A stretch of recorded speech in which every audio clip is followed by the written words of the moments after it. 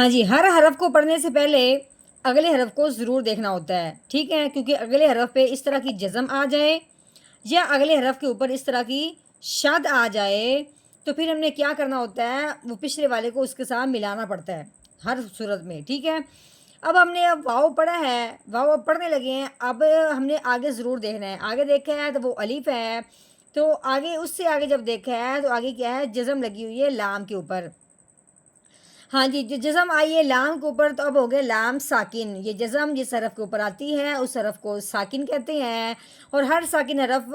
پچھلے والے کے ساتھ ملتا ہے۔ اب ہم نے کیا کرنا ہے، واؤ کو الف کے بجائے لام کے ساتھ ملائیں گے کیونکہ اس کے اوپر جزم لگی ہوئی ہے، جزم والا جو حرف ہوتا ہے وہ پچھلے والے کو اپنے ساتھ ملا کے ہی پڑھتا ہے۔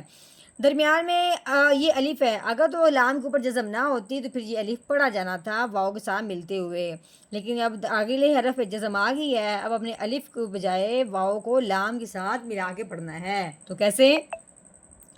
واو لام زبر ول